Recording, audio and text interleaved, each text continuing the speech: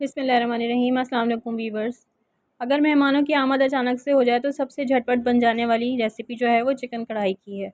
आज मैंने without any powder ingredient एक रेसिपी तैयार की है। छोटी सी मासूम सी रेसिपी है। आइए रेसिपी स्टार्ट करते हैं। चिकन कढ़ाई में चूँकि ऑयल ज़्यादा लिया जाता है इसलिए मैंने ऑयल थोड़ा सा ज़्यादा लिया है। इसमें हाफ़ kg चिकन के पीसेस डाल दिए हैं। अब इनको हमें इतना भूनना है कि ये अपना कलर चेंज कर लें और भूनने में ही तकरीबन 10% तो गल ही जाएँ।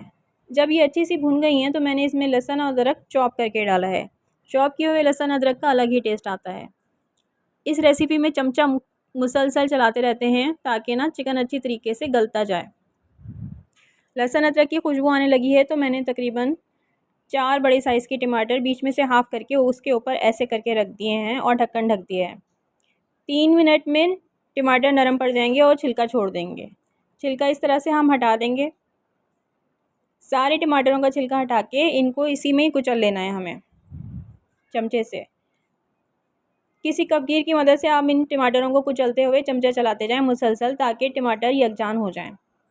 अब इसमें 3 हरी मिर्चें डालेंगे। आप नोट करें कि मैंने अभी तक इसमें किसी किस्म का कोई मसाला नहीं डाला, यहाँ तक कि ये लाल मिर्चों के बगैर ही कढ़ाई पकेगी।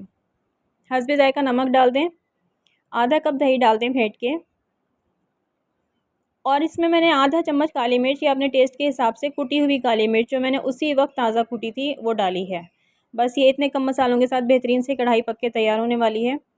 हरी मिर्चें काट के डाल दें टेस्ट के लिए, अपने टेस्ट के मुताबिक। देखिए जनाब कितना पानी छोड़ दिया है टमाटरों ने और चिकन ने। ये चिकन अपने ही पानी में गल रही है और इसमें सिर्फ नमक, काली मिर्च कुटी हुई और हरी मिर्चें बीच में से 2 करके मैंने डाली हैं। 3 हरी मिर्चें मैंने पहले डाली थी और उसके बाद मज़ीद अपने जायके के मुताबिक मैं 3 और ऐड करूँगी। आप जितनी चाहें ऐड कर सकते हैं।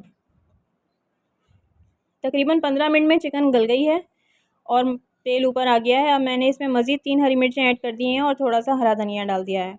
भुनाई का प्रोसीजर मुसलसल जारी है। जितना ज़्यादा चमचा चला चला के इसको भुनेंगे उतना ज़्यादा ये खूबसूरती से इसका तेल ऊपर आएगा। रेसिपी पसंद आई हो तो फ़ीडबैक ज़रूर दीजिएगा। अल्लाह हाफ़िज़।